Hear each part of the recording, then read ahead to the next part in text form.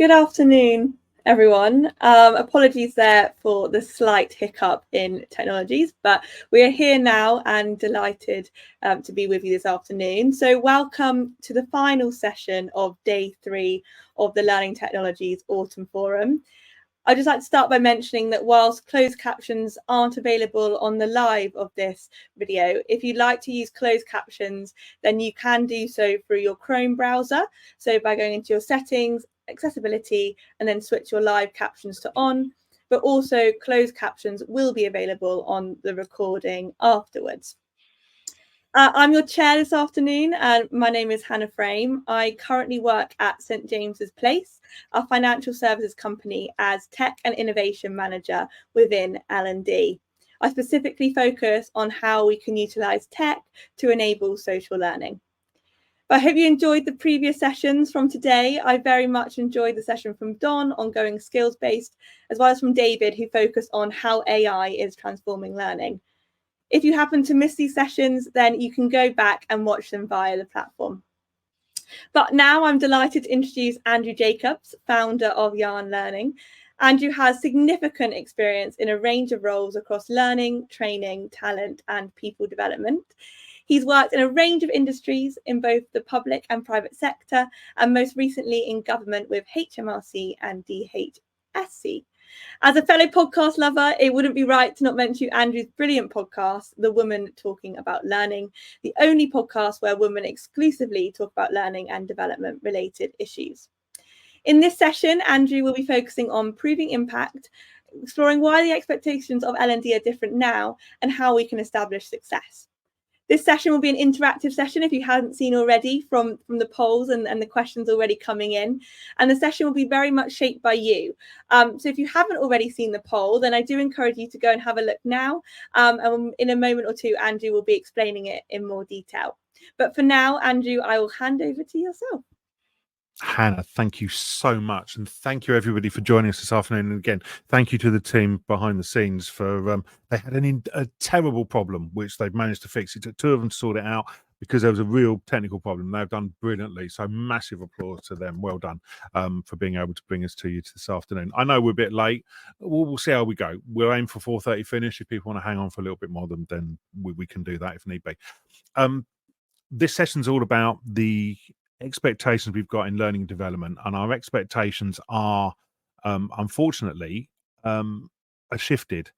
So what we need to do is to establish this success a little bit better, and that's really what I'm going to be asking about today. You've got the poll, and I would love you to respond in the poll, please, and just to say which areas you would like to cover. But before we start, I would like to show you this. This is one of my favorite GIFs of all time. And this is your learning and development function within your organization. Your learning development function is the hill. And on the hill, you have your LMS. That is the slide. Your LMS is your slide. And that's where all the learning happens. Or does it? I love this GIF because you've got all of these kids who are having a great time, but they're not using your LMS necessarily. And we're not really in a position to capture the data. I love the fact that on the right-hand side, you've got a learning and development manager or a learning and development trainer or somebody with authority within the organization saying, this is the way that we go up the stairs in order that we use our learning and development. And what you've got is users who are just doing their own thing, occasionally tapping in to the slide just so we can register, oh, yeah, they looked at something. But actually, then they slide down on their own. Occasionally, the boy in the middle, just holds on just for a second, just to slow himself down. And then you get the daredevils who learn stuff just by throwing themselves down the slide and throwing themselves down the hill. I love the fact that when we then come to evaluate it, what do? Do you have a good time at the park? Yeah. Do you want to go again? Yeah. Was it because of the learning management system? Was it because of the evaluation? We don't know. What we can do is we can count who used the slide, and we know they had a good time, but we can't quite put the two together and put the connection together. So that's what this session is about. Proving impact, trying to prove that the work that we're doing and the activity we're doing in learning and development is having an impact in the work and the performance within the organizations. Hannah brilliantly mentioned the poll. I can see we've had quite a few votes on there so far. Hannah, what's the breakdown as to the stuff that people want to know about? Yeah. So thank you everyone for your responses. We've had lots of responses coming through. The top three, Andrew, to talk about today, I'd say, would be the modern learning approaches, how we measure the quality of data, and also why outcome and impact matter more than input and output. So we focus on those three because we've had some great questions as well come through. So that will give us some time then as well to address those towards the end. But yeah, I think kicking off with modern learning approaches, if you will, please. Modern learning approaches. Okay. So I'm going to ask the question. People in the audience, I would love you to tell me. So just on a scale of 1 to 6, how modern do you think are your approaches to learning and development within the sectors and the areas you work in? I'm interested. How modern are you in the areas that you work in?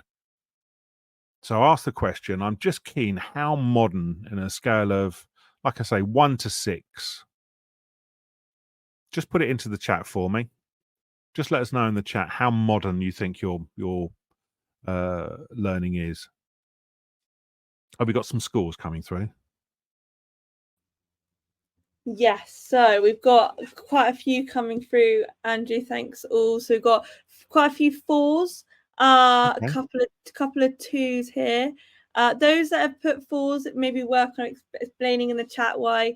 Yeah, kind of quote it at that. 3s coming through.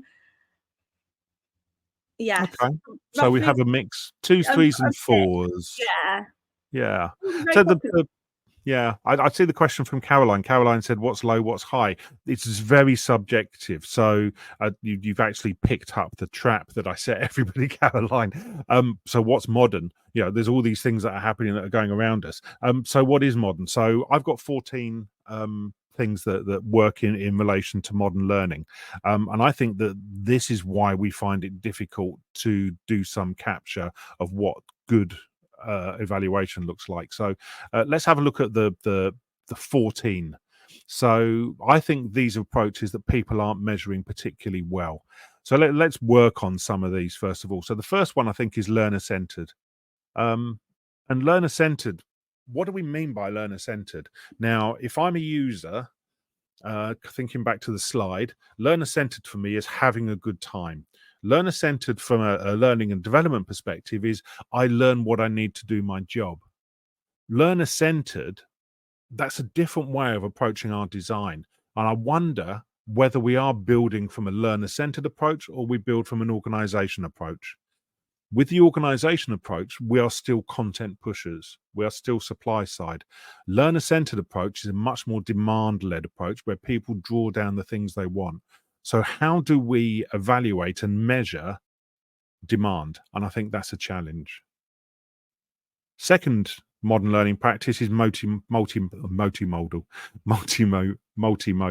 So multimodal. We have a range of different technologies we can use. We hear about blending all the time. We'll come back to blended, but multimodal.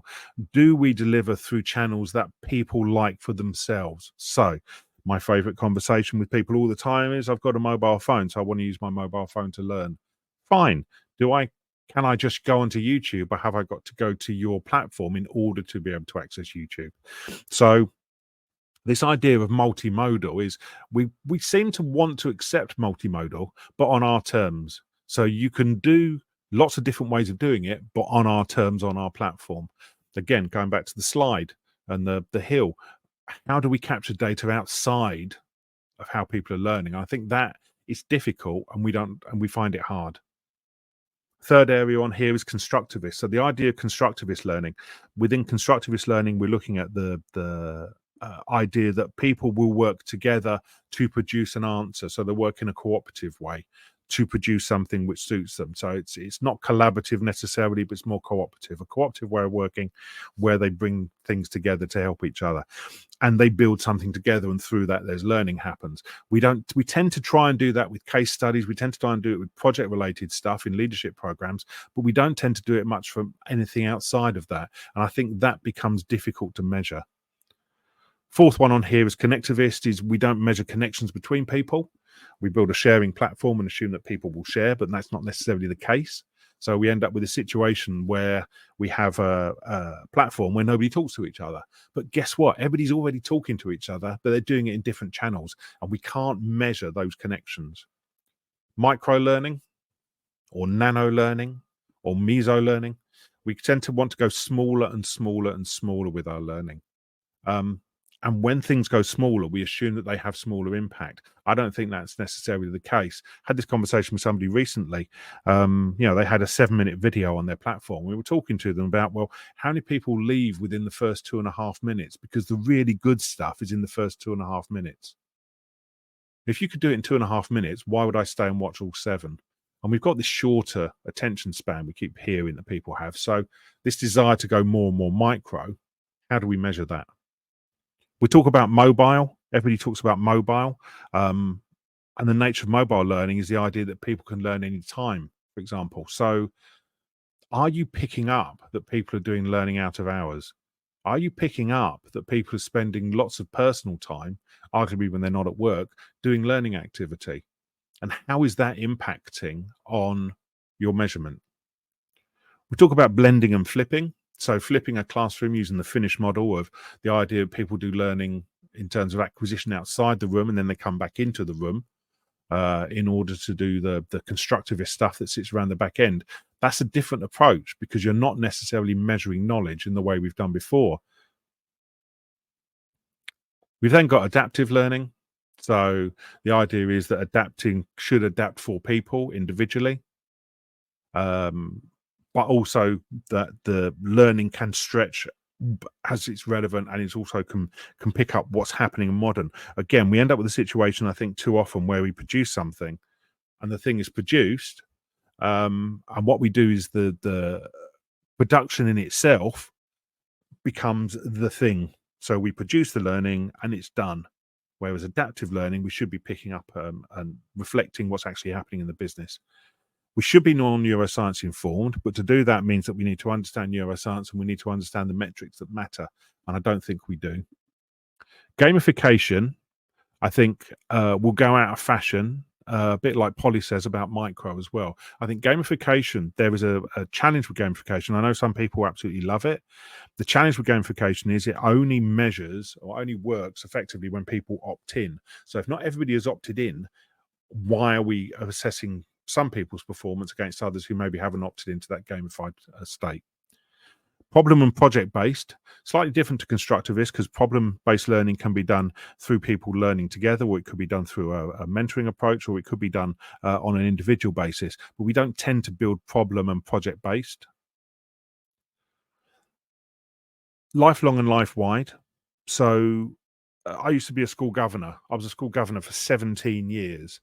None of my employers ever talked to me about being a school governor, even though I worked in sectors where my use and understanding and being a school governor could bring things into the workplace. So I'm doing learning and activity outside of work, which could actually help within the workplace. We don't pick up and we don't measure that. Collaborative, we get wrong because collaborative requires a shared objective, and we don't work to shared objectives very often. Very often the objective an individual will have will be different to the performance objective within the organization. And then lastly, social. Again, it's slightly tied in with collaborative and tightly tied in with connectivist, but people learn all the time through those conversations, those day-to-day conversations people have. We were chatting away earlier on before this session started, and Hannah and I were chatting about closed captions.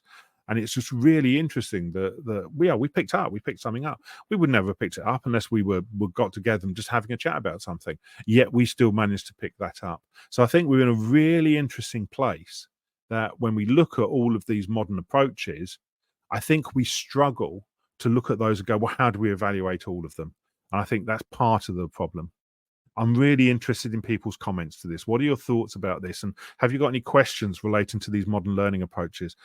I think these are really key to understanding why we can't just do 4 levels of evaluation that we've always done, because this is entirely different. Hannah, are you back there now? Yeah, just going to comment. There's some really interesting things coming through the chat. I don't know if you wanted to touch base on them at all, Andrew, but referencing around action learning addresses problem-based learning, but it's not e-learning. Quite a few responding kind of thumbs up to that one as well. I like Annette's comment around, I like the addition life-wide to lifelong. Onto that one. Jess is asking around recently moving from teaching. A lot of these are common protocols and processes for measuring and making progress in education.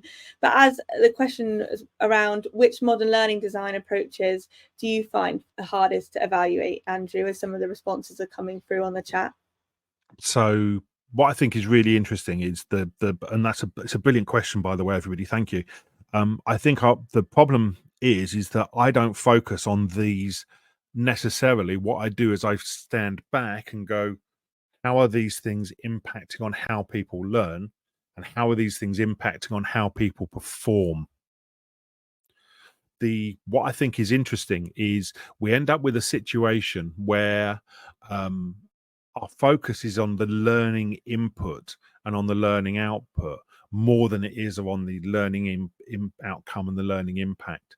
And so our focus is, oh, we've designed this micro thing and it got used 170,000 times. Fabulous.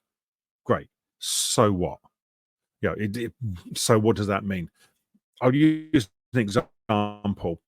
I was working for Department of Health and Social Care, producing the lateral flow tests. Remember those things you stick up your nose, and you have to do these tests, kind of thing.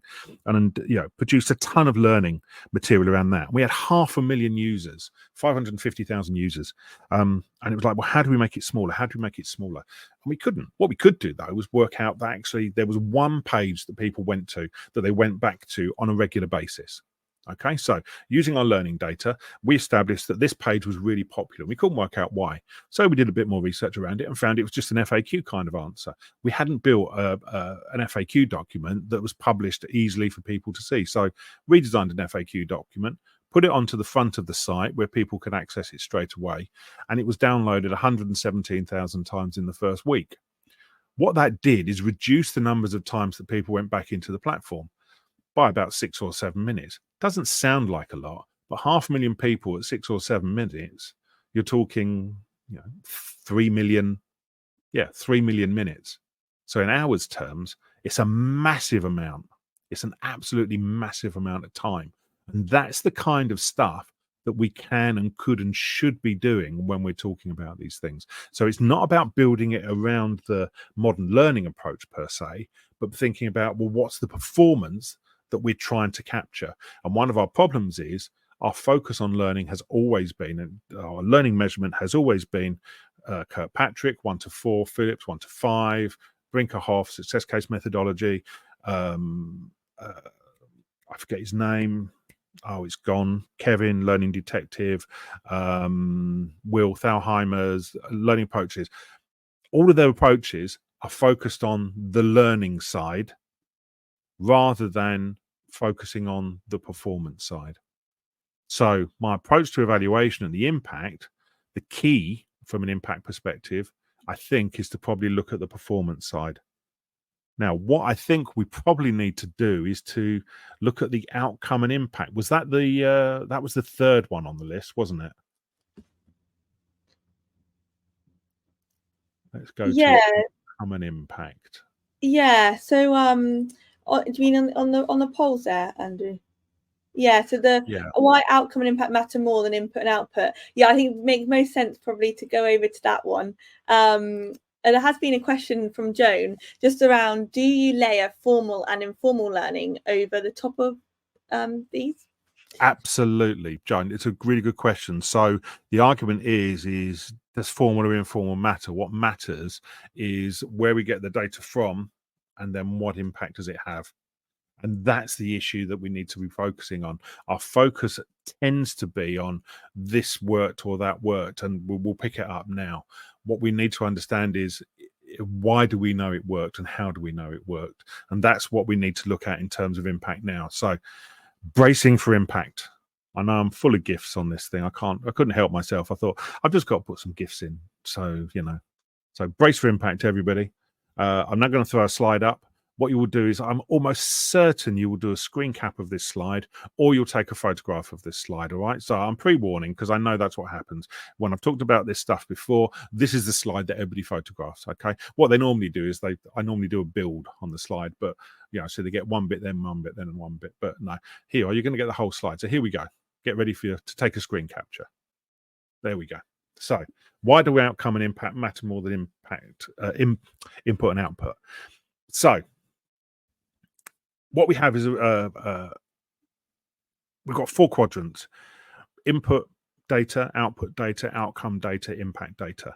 And those 4, they come from a very simple logic model. There's a logic model that says input, action, output, outcome, impact. All I've done is I've taken that logic model and said, okay, so what does this look like in terms of data? And where do we look at the data? Now, what I think is interesting is the input and output data is the data that we capture in learning and development. So learning data. So we have learning data there, which we can pick up. So we can pick up how people input and come into the learning, how people access it, and how people exit. And there's probably 5 areas where we can pick that data up in learning and development. And we're really good at capturing this stuff. So the first one is entry. And what we do is we're really good at capturing entry data. So when did people join? How did they join? How many times did they join? What we don't capture necessarily is, were they mandated or voluntary? And that's important, because somebody who's mandated to join a session was probably going to record differently on that session to somebody who voluntarily joined the session, which I think is important. But in terms of entry, how many times did they enter? We found that people were accessing our platform, DHSC, 3.1 times on average over these 500,000 users. The first time people went on, they were on for about 50 seconds. And we couldn't work out why. What they were doing was registering, going to the first page, and then leaving, because they realized how much stuff they had to do. So we did a really simple message on the front page that said, you're going to register. Once you've registered, it will take about 50 minutes. We cut down the number of entries from 3.2 to 2.4. Okay, so, or 3.1 to 2.4. So we immediately brought down the number of times people entered just by analyzing the data and understanding the data. Doesn't sound a lot, but again, 500,000 people, it makes a difference.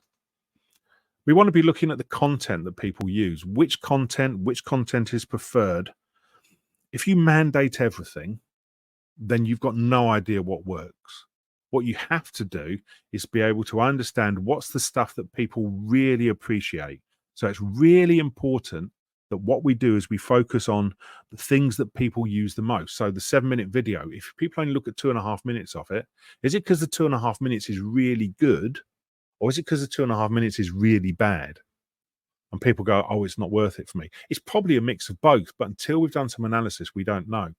So look at the content that you put on there, aggregate, sift and filter, find the good stuff, sift it so it goes there, and you put it onto your platform, and then filter it out when you realize it's not making any difference. And that's important. And what really helps there is if we can use sharing to help people to recommend. So sharing is the third part of our input and output data. Who shares, when they share, where they share, how they share really matters. And it's a really important social learning concept. And that idea of connecting people is, who are the good sharers? So you might have Joan is a really good sharer. Okay. She shares 50, 60, 70, 100 things, okay, every week. However, when I look at entry data, I find that Hannah, most people, when they follow Hannah's stuff, join. How do they get here? Hannah recommended. Hannah only recommends 20 people a month, but all those 20 people all come in. Whereas with Joan, those 100 people don't come into the platform. Who's the better sharer? The better sharer is the person who's creating this input. We don't measure this. I think this is really interesting where we look at measuring this data. So who are the influencers? Who has influence on a social basis within your organization from the sharing? We want to have a look at reflection. And we want to understand what people think about the learning, but not at the be all and end all of everything. So did it work? Didn't it work? We did the survey again when we're talking about the DHSC. We had a survey. We put it out to about 40,000 people, but we didn't do it until 3 months after the platform had been working. And what we did is we got 40,000 people responded. 98% of people thought it was great. Of the two, it sounds brilliant. 98% people satisfied. 2% of people were dissatisfied. That's 8,000 people. That was a problem. Why is this? Why was this so bad? Oh, sorry, 8,000 people. Sorry, 1,000 people. But of those, well, why were they dissatisfied? Well, we found out that they had been mandated to do the training when they didn't necessarily want to be doing the testing anyway. So their fault and the dissatisfaction was not with us, but it was with the learning. But we didn't know that unless we captured that.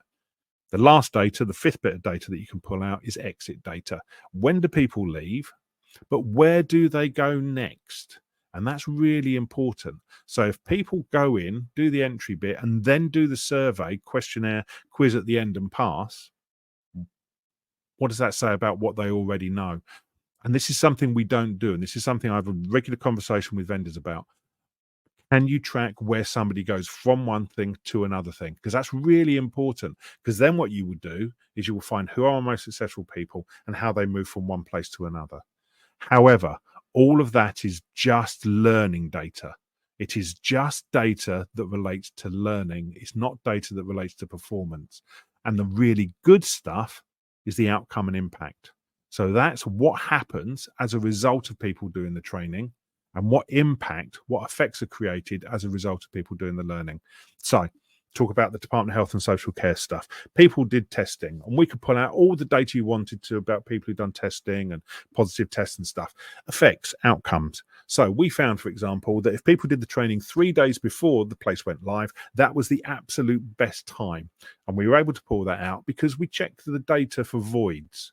And we found that people who did the training in a hurry or a rush, or less than, or more than 3 days before the session before the site went live, would have more voids. And we could actually find specific data that said you would 18% voids as opposed to 7 or 8% voids.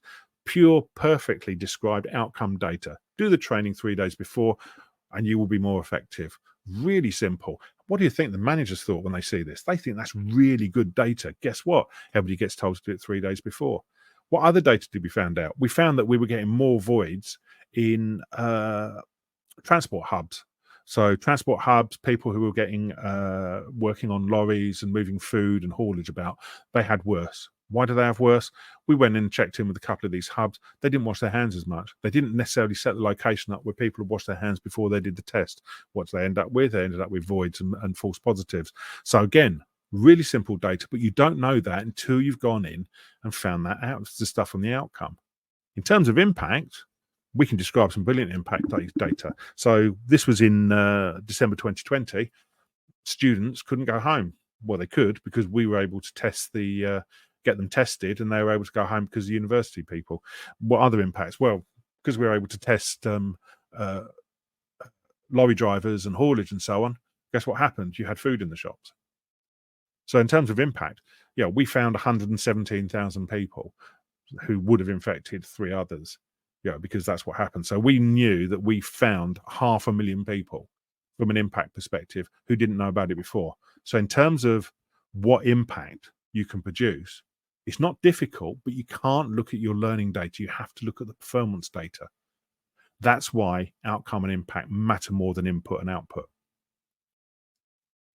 Do we have more questions and comments, Hannah? Yeah, so some brilliant things again coming through on the chat. So thanks all. Carl did raise a point around workplace training success is not course completion rates output, it is behavior change, which is the outcome. And then to Joan's point, she does ask a question around what role does the line manager play? So obviously individuals should all be responsible for their own learning, but managers at the end of the day can help them see how to apply it. It goes back to what you were saying around often not capturing whether it's mandatory or voluntary, and having a line manager approach does indicate kind of mandatory, but what role do you see line managers playing? So the line manager, Charles Jennings, looked at this about 20 years ago. Line managers have the biggest impact on whether an individual performs post-learning. than anything else. It doesn't matter how good the training is or whatever. The line manager has the biggest impact. I'll find the link for people. I'll post it on LinkedIn or something later this week. A line manager will have the biggest impact on an individual. For me, the line manager piece is so important because it sits in the outcome and impact space. Managing sickness absence. Pretty every organization does managing sickness absence training. Yeah. And we all do all the training and we follow it through. But do we go and ask managers, okay, so how is Bob doing in terms of managing sickness absence? You know, how is Bob getting on doing those return to work interviews? You know, and do we get that feedback? And that's part of the reflective performance practice that we should be picking up. I mentioned there's 5 areas to pick up in input and output. There's 8 areas to pick up within impact and outcome. We haven't got time to go through them today. But a key element of that is reflection, and reflection by the manager, which is really important. And yeah, you're right, Joan. We have to separate other factors, but this is where, if you haven't even started looking at the impact before you start doing it, you're not even going to be able to claim any share of that pie. My favorite one is managing sickness absence training. Why do you do it? If you're not bringing down sickness absence in an organization, or you're not making people aware of it and increasing sickness absence, or you're not reducing long-term absence, or you're not identifying disability, then what is happening as a result of you doing that sickness absence training? And this is where it's key and critical for us to spend much more time at the start understanding why we're doing what we're doing. Right, we need to move to the quality of data, I think, don't we? So here we are.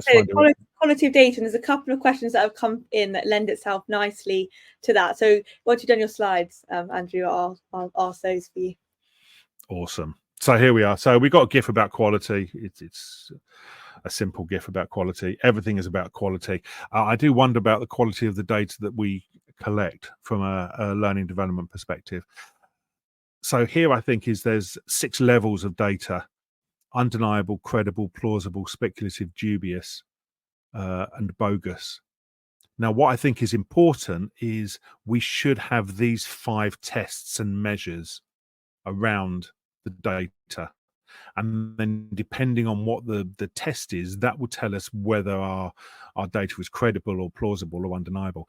I have a horrible feeling that what we do in learning and development isn't high up on the scale on the quality of the data. And that's partly because what we're doing is we are focusing purely on the learning practice rather than the performance practice.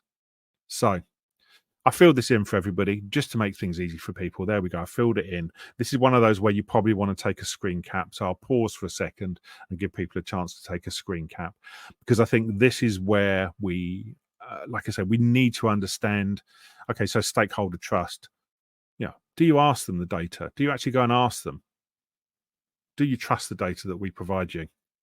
You know, I have great questions and conversations with people talking about these. So raising questions and leading to skepticism. I think these 2 are common from stakeholders. And I think what that does is that leads us to this state here, where a lot of learning and development is speculative or dubious. So, for example, based on conjecture or incomplete information, if you are recording just how someone performs in a learning activity and not how they perform subsequently, why would I assume that, you know, if I can't verify the performance post, what does that mean? Is a quiz at the end of a learning activity strong evidence? It's evidence that somebody remembers something, but is it strong evidence? I think not. I think that there's a challenge there. Look at the source reliability, decision making, and so on. I think that this is where we end up with issues. Now, you're not going to move from here to undeniable, but what we need to do is to move up a step at a time. So move to plausible. So we might lack concrete verification, and we might be based on assumptions, but actually those themselves will be sound, because we're able to identify, using the input and output data, impact and outcome data. Sorry, you know, that there's an assumption. And I absolutely Oh, I'm sorry. Is the text blurry? Apologies. Apologies. It's small text. If anybody wants this as a slide, please do let me know, and ping me a message on LinkedIn, and I'll send you this slide. Lacks concrete verification. It might be based on an assumption. However, if we're actually looking at different parts of the puzzle, we are then in a place to start making some of those assumptions. What we need to be doing is pushing up even further and moving to this space here. We need to be looking at this place. We need to be looking at evidence and methodology. So this is where we should be looking at performance data. Should learning and development impact the performance of the organization? It's a really easy question. I'll give everybody a moment to answer this. Should learning and development impact the performance of the organization? Simple yes or no.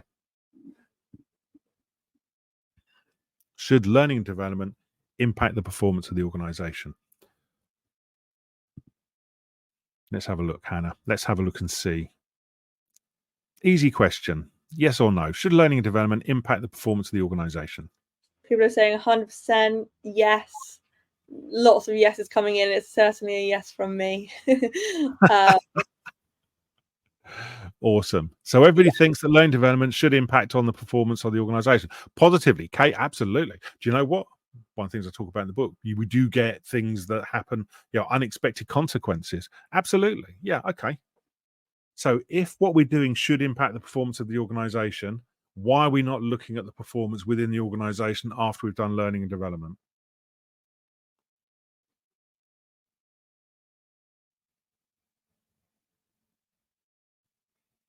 If what we're saying that what we do should impact the performance, what data have we got about the quality of performance and the quality of the learning to link those together? It's a no-brainer. It seems obvious to me to have that conversation. I think it's really important that the learning function understands we have to work outside of just learning data. We can't just produce learning data. Yeah, got a couple of comments coming through around the difficulty perhaps in getting data. But also to your point around there's other factors that play a role. This lends itself quite nicely to the question that came in from Sue earlier around is there a possibility that AI or data analytics can help us to optimize kind of like the process and effectively demonstrate the value of training to stakeholders who ultimately are quite often primarily focused on immediate quick gains. I don't know what your thoughts are on that. Absolutely. So take your data, anonymize it so you remove the users, and don't be afraid to stick them into ChatGPT or Notebook or Claude or whichever is your large language model of choice, and ask it to complete analysis of this data. Look for causality between this data set and this data set. Is there something which relates to this that relates to this? And do these things happen? This is one of the things I find really interesting. I was talking to a group of people from the NHS this morning, and we were talking about strategic workforce planning and data. And there's this maths and data, and we don't like it. We have to work from a data-driven perspective for this kind of stuff, because if we don't, we're going to end up with a situation where we just become a cost to the organization. Value equals perceived benefit divided by cost. And that's what you produce. You produce value to the organization is the perceived benefit, so the effect, divided by cost. If you can't talk about what that perceived benefit is, then you are just a cost. Thanks, Andrew. There's a point here around survey fatigue. Yeah. Something that I know exists in my organization. What other options could people start exploring to gather that information? So there's 1,001 different ways. So, for example, if you're running a leadership program in your organization, produce a series of 3 podcasts with the cohort who are running it, one before the session, one during the session, one after the session. And you publish that and you make that available content for other people who are then coming in the next cohort of the leadership program. What you are doing is immediately picking up immediate thoughts of people. You're understanding what it sounds like in a performance basis, and you're setting expectations for the next cohort of people coming through. You're capturing data, but not necessarily in a way that you would do it previously. And what you're doing is shifting and turning and moving the nature of how you're doing learning development activity. You get people to write blog posts where they produce a blog post about the things that they've learned a period of time afterwards. One of the things we talked about was the power of 10 days, 10 weeks, 10 months. So 10 months after, get people to write a blog post about the impact that they've seen on the way they do their work, and get them to record it as content for the next cohort who they're going to be coaching and mentoring. What you're doing is building up social connections. You're building up connectivism, and giving people an opportunity to learn from other people, but using activity which becomes evaluative and also becomes useful content. Thank you, Andrew. I was going to say that it lends itself so nicely to that social learning piece that you mentioned earlier today, and that importance. Do you have a way of really kind of capturing the benefits of that social learning, or does that come through like the word of mouth? So the key one is sharing. That's the important one, but don't look for your platforms to see where people are sharing. So use hashtags vociferously. Okay, so give stuff a hashtag and get people to use hashtags and search for those hashtags on Teams, on Slack, whichever is your social platform of choice within your organization. And what you will do is you will start putting the feelers out, and you will find people who are using this stuff and find the people who are doing the sharing. Sharers are really valuable and really influential sharers, people who can share and other people pick up and use are really, really important.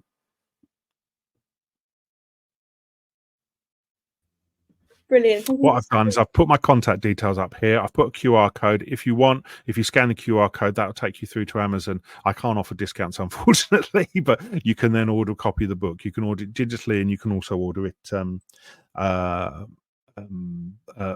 as a hard copy as well. Women Talking About Learning podcast. That's some of the almost 200 women who've been on the podcast. It is a podcast exclusively for women to speak. It's one of the things that my absolute favorite things that I've ever done in L&D. For any of the women here, please do let us know if you would like to be on the podcast. We're currently at we've done 20,000 downloads on a podcast of women talking about learning. Who knew that was a topic? But if you're interested, please do get in touch. Other questions? What other questions have we got from people? Yes, lots of questions that have come in that have been brilliant, and we've got a comment here from Andrea around building a comms plan, find champions, and then get the word out there. So again, linking back to that social learning element, and sort of kind of wrapping up, people are saying that it highlights the importance of creating a collaborative approach. It's often the case that results will be created through input from multiple layers across the organisation. So it's kind of comes from us all to get the kind of important evaluation that we need. That's a really important point. So the problem is that Edwin. So the problem we have is we say we're collaborative, okay, and we're not. Collaboration requires you to be having exactly the same objectives as other people, okay? And as soon as you're working a slightly different way, you're not collaborating. What you're doing is cooperating. Even worse than that, I think we struggle to cooperate. So we start in competition, and then we coordinate, and then we cooperate, and then we collaborate. And the competition piece is horrendous. I know this in large organizations. They'll have competing training courses on, for example, I worked in one organization, 12 different training courses on how to recruit people, because different parts of the organization were competing to get people to go, well, our way is best. Terrible way of working. It's not collaborative in any way, shape, or form. What we're doing is when we do that, we are competing with each other. What we could be doing is coordinating. So that's the first step. And the coordination step is removing the blockages and going, do you know what? This one doesn't work. What we'll do is we'll take these ideas away. We'll take this away. So we'll get out of your way. Okay. So that's coordination. So I will remove blockers to you. The next level up from coordination is cooperation, where we go, you're doing something, I'm doing something. How can we put these together for our mutual benefit? We know we're doing different things, but there is probably something that we can do here, whether it be save money or something like that. Lastly, collaboration is we both want exactly the same thing. We will probably do different things to get there, but we want exactly the same thing. And the big problem we have when we design learning development is we don't agree at the very start what the one big thing is. I don't know, management and leadership. Brilliant example. Someone says we need a leadership course. Fine. What is the one exact thing that you want to happen as a result of people being on this leadership course? Okay, what is the thing? And it has to be tangible, because that's the baseline impact that we will be going back and measuring in 10 months, 10 quarters time, where we want to find out what people are doing. And that's where we fall down. We fall down on collaboration. Well, thank you, Andrew. And thank you, everyone, for joining us on the session today. I think a massive takeaway for a lot of people, including myself, is the importance of proving impact and the multiple layers that come within that, but also loving the ideas of social learning. So asking cohort members to discuss what they're learning a lot later on and sharing that as well. So thank you so much to everyone. And that's it for the day 3 of the Autumn Forum of Learning Technologies. But we are back again on Thursday, kicking off at 9:30 a.m. with Michelle Parry-Slater. I believe she's calling in from Australia, and she is covering a topic around sailing into learning success, why L&D needs to start with strategy and not solutions. So thank you all, and enjoy your evenings or afternoons or mornings from wherever you're tuning in. So thank you. Thank you, Hannah. Well done.